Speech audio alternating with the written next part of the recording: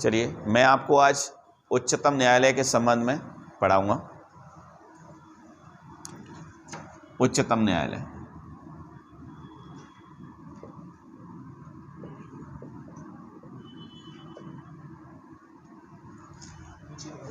दरअसल भारत सरकार अधिनियम 1935 के तहत दिल्ली में एक संघीय न्यायालय की स्थापना हुई थी।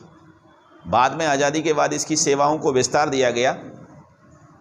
पहले इस न्यायालय में एक मुख्य न्यायाधीश था और 7 अन्य न्यायाधीश थे। संसद ने इसके लिए 1956 में न्यायाधीशों की संख्या अधिनियम पारित किया। 1956 में न्यायाधीशों की संख्या अधिनियम पारित किया।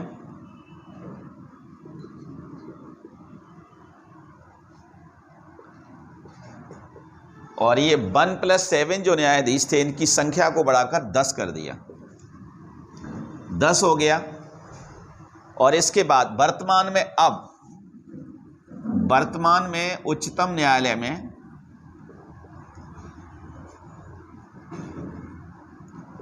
1+33 अर्थात कुल 34 न्यायाधीश हैं उच्चतम न्यायालय में, जिसमें एक मुख्य न्यायाधीश है और 33 अन्य न्यायाधीश हैं।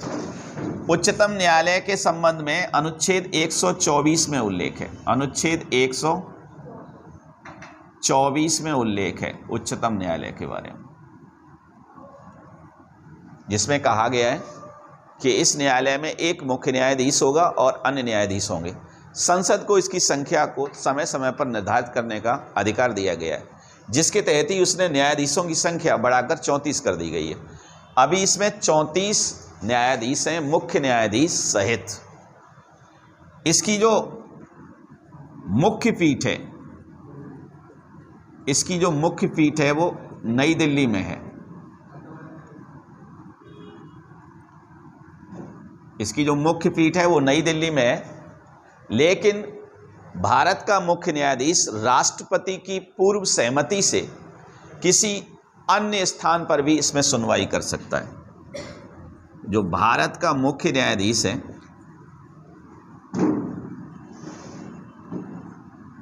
वो राष्ट्रपति की पूर्व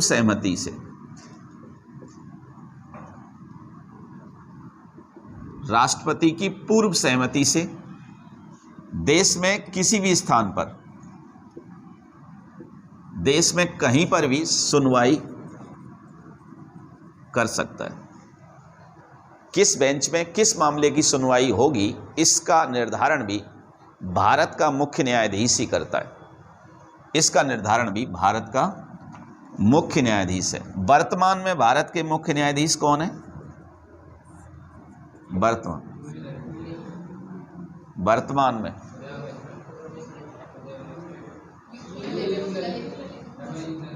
यू ललित। कौन से हैं ये? और ये हैं 49वें। वर्तमान में यू ललित 49वें। ये संभवतः नवंबर माह में रिटायर हो जाएंगे। वर्तमान में यही है 49। तो एक मुख्य न्यायाधीश है और अन्य न्यायाधीश है। संख्या है इनकी 34। अब आइए न्यायाधीशों की योग्यताओं के ऊपर।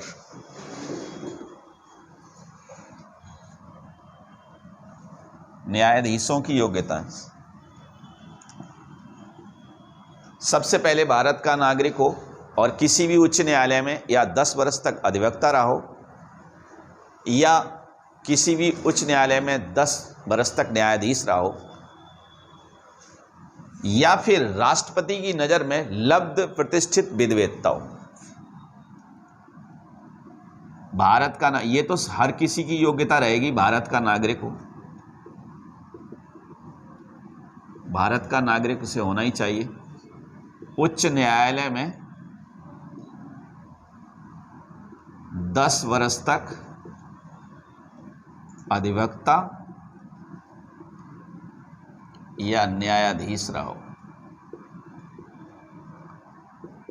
अगर वो 5 वर्ष अधिवक्ता रहा है, 5 वर्ष न्यायाधीश रहा है, तो भी उसमें योग्यता है। तीसरी बात, राष्ट्रपति की नज़र में वह लब्ध प्रतिष्ठित विद्वता हो, मतलब कानून का जानकार हो, तो ऐसा व्यक्ति उच्चतम न्यायालय में न्यायाधीश के पद पर नियुक्त हो सकता है।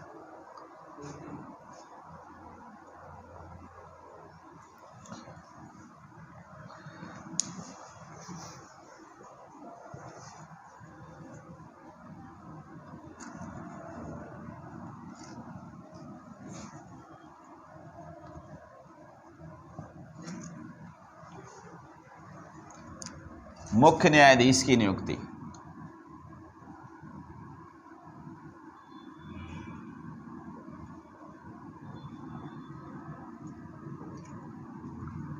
मुख्य न्यायाधीश की नियुक्ति अनुच्छेद 124 के तहत राष्ट्रपति के द्वारा की जाती है।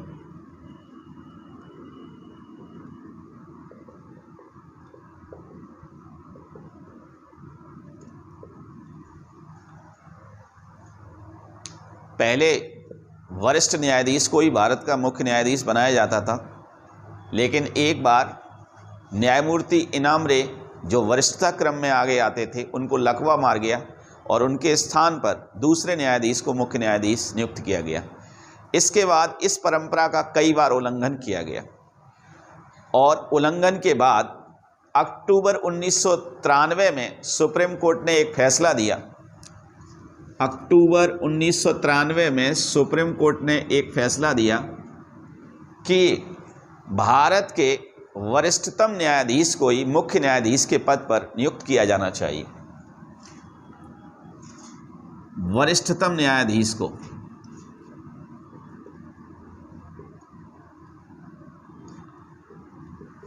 मुख्य न्यायाधीश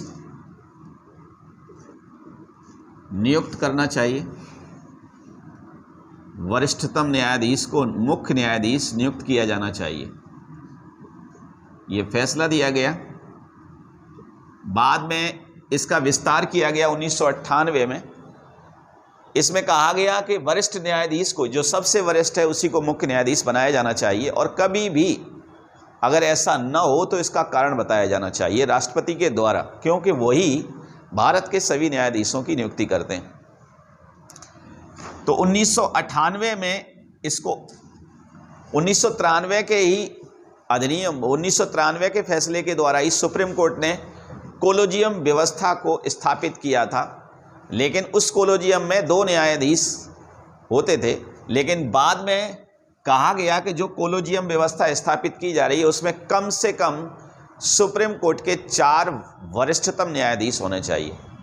मतलब ये कोलोजियम सिस्टम, ये कोलोजियम जो व्यवस्था है, ये न्यायाधीशों को नियुक्त करने की व्यवस्था है। इसको स्थापित किया गया था 1993 में, पहली बार स्थापित किया गया था 1993 में, और बाद में इसको विस्तार दिया गया था 1998 में। और अब कहा गया कि हमेशा सुप्रीम कोर्ट के सबसे वरिष्ठतम न्यायाधीश को ही मुख्य न्यायाधीश बनाया जाना चाहिए 1993 के तहत। और 1998 में कहा कि जो कोलोजियम व्यवस्था है उसमें कम से कम सुप्रीम कोर्ट के 4 वरिष्ठतम जज होने चाहिए। और इसी कोलोजियम की सिफारिश पर भारत में मुख्य न्यायाधीश सहित उच्च न्यायालय और उच्चतम न्यायालय के सभी न्यायाधीशों की नियुक्तियां की जाएंगी। तो इसके बाद जो मुख्य न्यायाधीश की नियुक्ति है उसमें एक नियम हो गया कि जो वरिष्ठतम होगा वही भारत का न्यायाधीश बनेगा। आप पिछड़ रहे हैं क्या? तो मुख्य न्यायाधीश ही बनेगा, रोक करके आप देख लेना। मुख्य न्यायाधीश ही वरिष्ठतम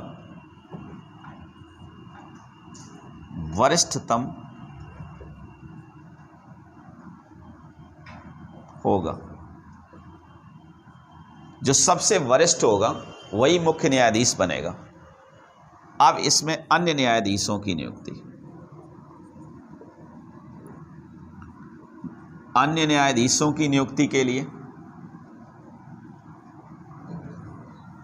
सुप्रीम कोर्ट के जो अन्य न्यायाधीश हैं उनकी नियुक्ति के लिए ये कोलोजियम सिफारिश करेगा और उसी के आधार पर अन्य न्यायाधीशों की नियुक्ति होगी। लेकिन इन सभी न्यायाधीशों की नियुक्तियों में भारत के वरिष्ठ न्यायाधीश अर्थात मुख्य न्यायाधीश की सिफारिश को वरीयता दी जाएगी। मुख्य न्यायाधीश की सलाह को वरीयता दी जाएगी। अन्य न्यायाधीशों की नियुक्ति में जो मुख्य न्यायाधीश की सलाह होगी उसको वरीयता दी जाएगी और जब कभी भी इसको नहीं माना जाए तो इसका कारण बताया जाना चाहिए। सामान्यतः मुख्य न्यायाधीश की सलाह को वरीयता दी जाती है। तो सारे न्यायाधीश, मुख्य न्यायाधीश और अन्य न्यायाधीश राष्ट्रपति के द्वारा नियुक्त किए जाते हैं। राष्ट्रपति के द्वारा नियुक्त किए जाते हैं।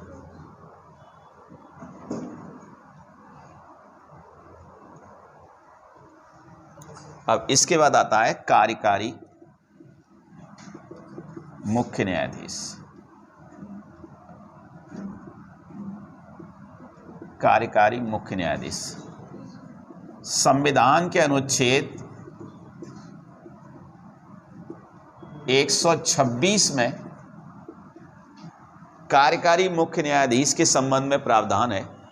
जब कभी मुख्य न्यायाधीश ने त्यागपत्र दिया हो या वो अपने कर्तव्यों का निर्वहन करने में असमर्थ हो या कोई भी कारण हो और मुख्य न्यायाधीश अपने पद पर नहीं हो, ऐसी स्थिति में राष्ट्रपति उच्चतम न्यायालय के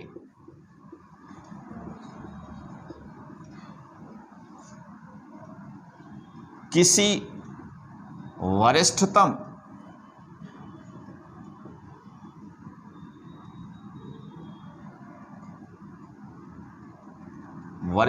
न्यायाधीश को मुख्य न्यायाधीश के कार्य हेतु नियुक्त कर सकता है।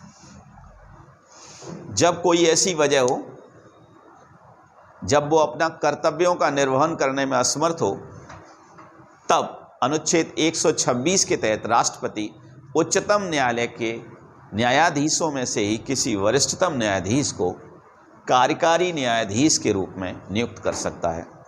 तब वो मुख्य न्यायाधीश के समान ही शक्तियों से युक्त होगा। मुख्य न्यायाधीश की सबसे महत्वपूर्ण कार्य होता है, जितने भी मुकदमों की सुनवाई प्रतिदिन होती है उसमें कौन सा मुकदमा कौन सा न्यायाधीश सुनेगा, इस बात का निर्धारण मुख्य न्यायाधीश करता है। इसीलिए इसका प्रतिदिन न्यायालय में होना आवश्यक है, क्योंकि यही तय करता है कि किस मुकदमे की सुनवाई कौन सा न्यायाधीश करेगा।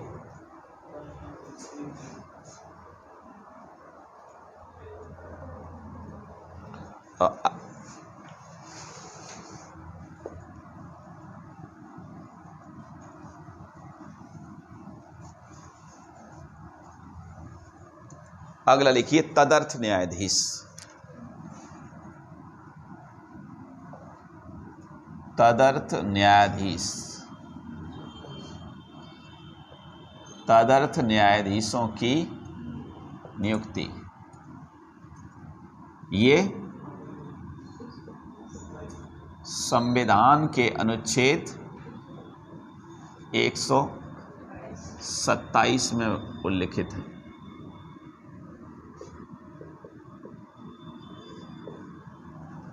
जब कभी उच्चतम न्यायालय में कार्य की वृद्धि हो जाए और सेशन को चलाने के लिए अतिरिक्त न्यायाधीशों की आवश्यकता हो, तब भारत के जितने भी उच्च न्यायालय हैं उन उच्च न्यायालय में से किसी भी न्यायाधीश को उस उच्च न्यायालय के मुख्य न्यायाधीश की परामर्श से सर्वोच्च न्यायालय में नियुक्त किया जाता है, तो उन्हें बोलते हैं तदर्थ न्यायाधीश। तदर्थ न्यायाधीश।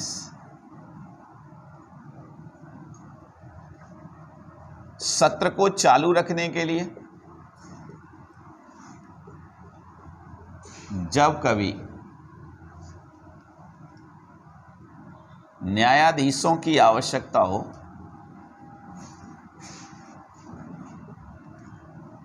तब उच्च न्यायालयों में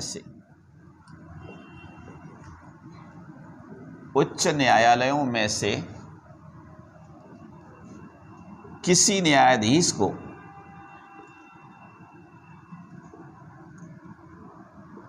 वहां के मुख्य न्यायाधीश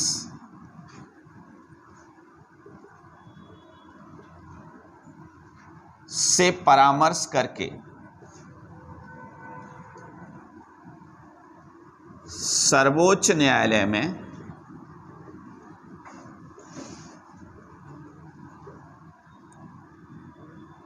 नियुक्त किया जा सकता है।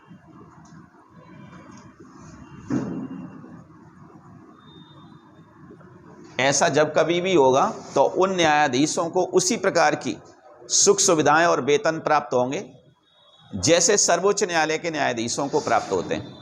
समान प्रकार की सुविधाएं और समान प्रकार के वेतन प्राप्त होंगे।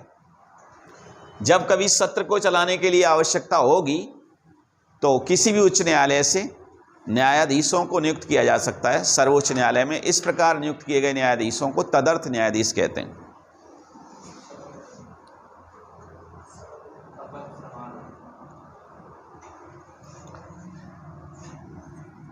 हेडिंग डाली शपथ। संविधान के अनुच्छेद 124(6) सभी उच्चतम न्यायालय के न्यायाधीशों को भारत का राष्ट्रपति शपथ दिलाता है। भारत का राष्ट्रपति शपथ दिलाता है। ये भारत के संविधान के प्रति सच्ची श्रद्धा और निष्ठा रखने की शपथ लेते हैं।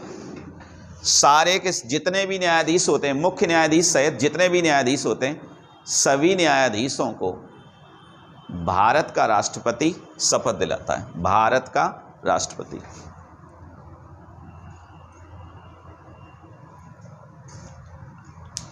आगे आइए, अब इनका लिखिए पदावधि।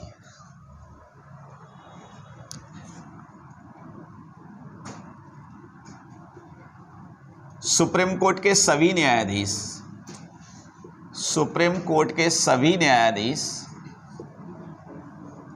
65 वर्ष की आयु तक अपने पद पर बने रहते हैं। इस दौरान अगर वो चाहें तो त्यागपत्र देकर अपना पद छोड़ सकते हैं, लेकिन त्यागपत्र में जिस तिथि का उल्लेख है उस तिथि से एक दिन पहले वो चाहें तो अपना त्यागपत्र वापस भी ले सकते हैं। एक बार ऐसा हुआ था, तब इस बात को सुप्रीम कोर्ट में चुनौती दी गई थी और सुप्रीम कोर्ट ने फैसला दिया था कि कोई भी न्यायाधीश एक बार त्यागपत्र देने के बाद उस त्यागपत्र के लागू होने की तिथि से एक दिन पहले तक अपना त्यागपत्र वापस ले सकता है। कई बार न्यायाधीशों ने लोकसभा का चुनाव लड़ने के लिए भी त्यागपत्र दिया है। तो कोई भी न्यायाधीश चाहे तो 65 वर्ष की आयु पूरी होने से पहले भी त्यागपत्र देकर अपना पद छोड़ सकता है।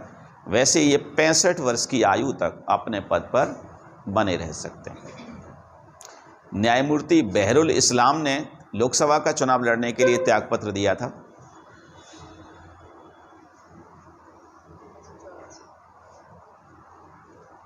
अब लिखिए वेतन भत्ते।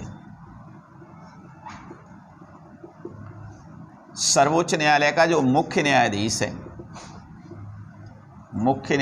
है इसको 2,80,000 रुपये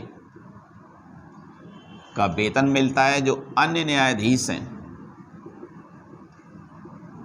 इनको 2,50,000 रुपये मिलते हैं। मुख्य न्यायाधीश को 2,80,000, अन्य न्यायाधीशों को 2,50,000 रुपये मिलते हैं। और ये जो वेतन होता है भारत की संचित निधि से दिया जाता है। इनके कार्यकाल के दौरान इनके वेतनों में किसी प्रकार की भी कटौती नहीं की जा सकती, लेकिन वित्तीय आपातकाल के दौरान कटौती हो सकती है, या कोई अभी कोविड-19 के कारण जो आपदा आई थी तब बहुत सारे लोगों के वेतनों में कटौती की गई थी। सामान्यतः वेतनों में कटौती नहीं की जा सकती। मुख्य न्यायाधीश को 2,80,000 और अन्य को 2,50,000 रुपये वेतन मिलता है।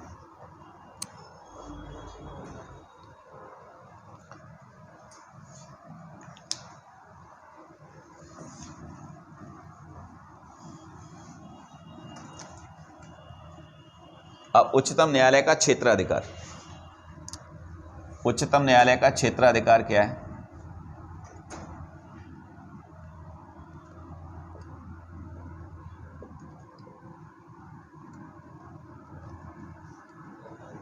भारत में स्थित जितने भी न्यायालय हैं वो सभी न्यायालयों के विरुद्ध भारत के उच्चतम न्यायालय में अपील होती है। तो इसका क्षेत्राधिकार जो है पूरे भारत के अंतर्गत आता है। ये कई टुकड़ों में मैंने बांटा है। इसमें है प्रारंभिक क्षेत्राधिकार। प्रारंभिक क्षेत्राधिकार के अंतर्गत अनुच्छेद 131 में उल्लेख है। इसके अंतर्गत वे मामले आते हैं जो उच्चतम न्यायालय के अलावा भारत में कोई भी नहीं सुन सकता। अर्थात 2 या 2 से अधिक राज्यों के बीच के जो झगड़े हैं, 2 या 2 से अधिक राज्यों के बीच के जो विवाद हैं, वो प्रारंभ ही हो सकते हैं सुप्रीम कोर्ट से, या भारत सरकार या किसी एक राज्य या एक से अधिक राज्य, एक राज्य या एक से अधिक राज्यों के बीच जो विवाद हैं वो भी सुने जाएंगे प्रारंभिक क्षेत्राधिकार के अंतर्गत सुप्रीम कोर्ट में। प्रारंभिक क्षेत्राधिकार से तात्पर्य ऐसे अधिकार से है जिसके अंतर्गत वे मामले कोई अन्य व्यक्ति नहीं सुन सकता, वो प्रारंभ ही होंगे उच्चतम न्यायालय से। इन्हें इसीलिए कहा जाता है प्रारंभिक क्षेत्राधिकार। दूसरे इसमें आते हैं समवर्ती क्षेत्राधिकार। समवर्ती क्षेत्राधिकार के अंतर्गत वे मामले आते हैं, अर्थात मूल अधिकारों को प्रवर्तित करने के लिए उच्चतम न्यायालय में कोई भी व्यक्ति सीधे अपील कर सकता है अनुच्छेद 32 के तहत। समवर्ती क्षेत्राधिकार के तहत अनुच्छेद 32 के तहत मूल अधिकारों के प्रवर्तन के लिए, मूल अधिकारों के प्रवर्तन के लिए आप सीधे सुप्रीम कोर्ट जा सकते हैं। तो ये समवर्ती क्षेत्राधिकार है। इसमें तीसरा आता है अपीलीय क्षेत्राधिकार। और अपीलीय क्षेत्राधिकार से तात्पर्य है कि भारत में स्थित जितने भी उच्च न्यायालय हैं उन सभी उच्च न्यायालयों के निर्णयों के विरुद्ध अपील सर्वोच्च न्यायालय में आप कर सकते हैं। सामान्यतः किसी अपराध होने के बाद आप जिला न्यायालय की शरण में जाएंगे और जिला न्यायालय के बाद उच्च न्यायालय में जाएंगे, और उच्च न्यायालय से भी आप संतुष्ट नहीं हैं तो सर्वोच्च न्यायालय में जाएंगे।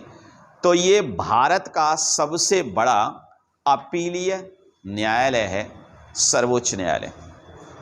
और अपीलीय न्यायालय के संबंध में अनुच्छेद 133 में उल्लेख है। अनुच्छेद 132 में उल्लेख है अपीलीय।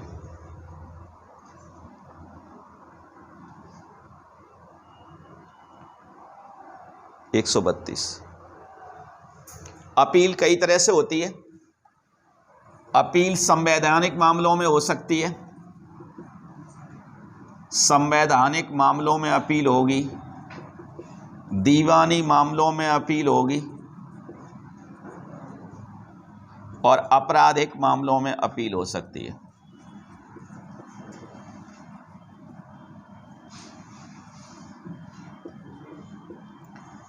संवैधानिक मामलों में अपील के लिए कम से कम सुप्रीम कोर्ट की 5 न्यायाधीशों की बेंच होनी चाहिए। 5 न्यायाधीश मिनिमम होने चाहिए,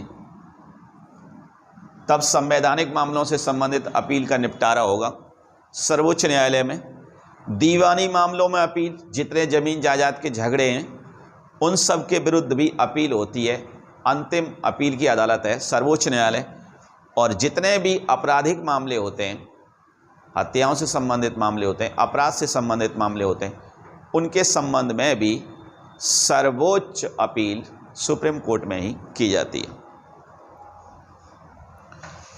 अब इसके बाद सर्वोच्च न्यायालय कभी कभी विशेष इजाज़त भी देता है कुछ अपीलीय मामलों में, तो विशेष इजाज़त से भी अपील होती है।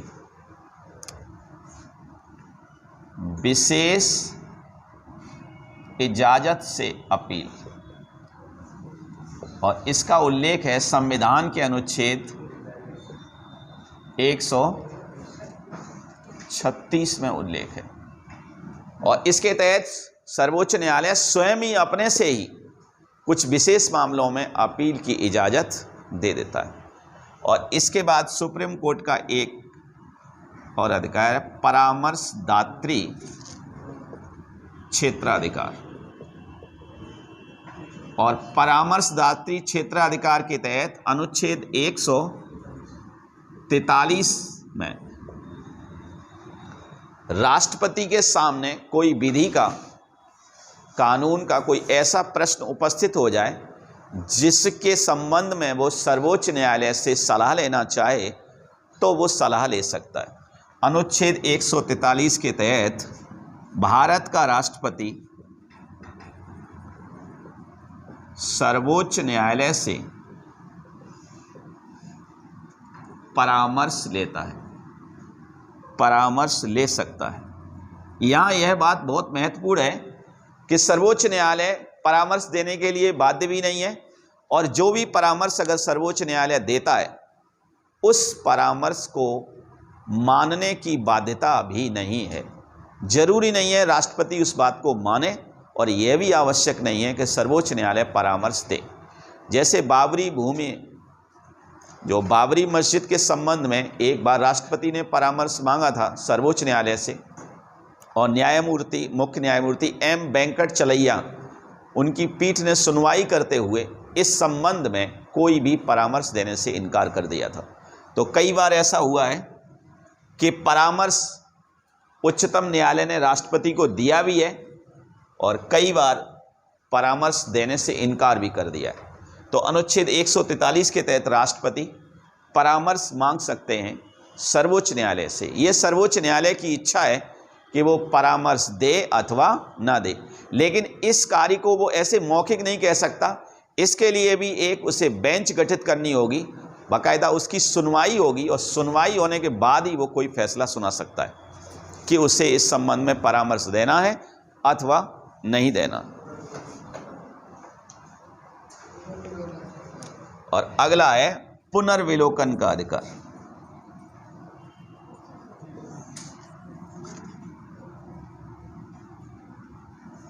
संविधान के अनुच्छेद 137 के तहत, अनुच्छेद 137 के तहत संसद और राज्य विधानमंडलों द्वारा बनाई गई जितनी भी विधियां हैं, उच्चतम न्यायालय उन विधियों का पुनर्विलोकन कर सकता है, मतलब दोबारा अवलोकन कर सकता है। पुनर् माने होता है दोबारा, अवलोकन माने होता है निरीक्षण। अर्थात उच्चतम न्यायालय संसद और राज्य विधानमंडलों द्वारा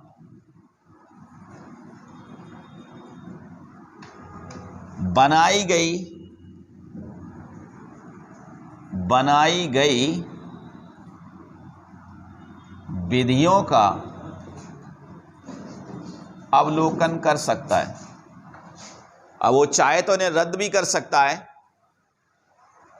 मतलब दोबारा उसे अवलोकन का अधिकार है। अनुच्छेद 137 के तहत उच्चतम न्यायालय को संसद के द्वारा बनाई गई सभी विधियों को, कानूनों को अवलोकित कर सकता है और कई बार उसने इन कानूनों को रद्द भी किया है। जैसे सुप्रीम कोर्ट में न्यायाधीशों की नियुक्ति के संबंध में वर्तमान सरकार ने 2019 में एनजेएसी बनाया था, राष्ट्रीय न्यायिक नियुक्ति आयोग बनाया था, जिसको सुप्रीम कोर्ट ने सुनवाई करके खारिज कर दिया था और पुरानी व्यवस्था जो कोलेजियम सिस्टम है उसे पुनः स्थापित कर दिया था। तो संसद के द्वारा बनाई गई विधि का अवलोकन करके उसे समाप्त भी कर सकता है।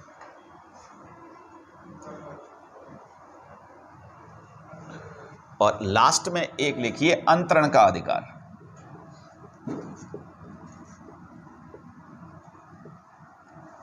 अर्थात सुप्रीम कोर्ट किसी भी उच्च न्यायालय से किसी भी मामले को, पहली बात, किसी भी उच्च न्यायालय से किसी भी मामले को दूसरे उच्च न्यायालय में ट्रांसफर कर सकता है, दूसरे उच्च न्यायालय में अंतरित कर सकता है। किसी भी मामले को एक उच्च न्यायालय से दूसरे उच्च न्यायालय में अंतरित कर सकता है। दूसरी बात, अगर वो चाहे तो किसी भी उच्च न्यायालय से मामले को अपने पास मंगा सकता है, अपने पास मंगा सकता है। वो चाहे तो उच्चतम न्यायालय किसी उच्च न्यायालय से मामले को दूसरे उच्च न्यायालय में भेज सकता है, किसी भी, अगर वो महत्वपूर्ण है सुनवाई के लिए और उसे लगे कि इसका फैसला इस न्यायालय में ठीक से नहीं हो सकता, तो किसी दूसरे न्यायालय को भेज सकता है, उच्च न्यायालय को। और आवश्यकता पड़ने पर किसी भी उच्च न्यायालय से किसी भी मामले को वो अपने पास मंगा सकता है। तो ये अंतरण का अधिकार है। एक बात और ध्यान रखना, उच्च न्यायालय के जितने भी न्यायाधीश हैं, सभी न्यायाधीशों का जो स्थानांतरण है, स्थानांतरण भी इसी कोलेजियम की सिफारिश पर होता है। उच्च न्यायालय के न्यायाधीशों का स्थानांतरण भी कोलेजियम की सिफारिश पर होता है। ये आपका आज सुप्रीम कोर्ट पूरा हो गया।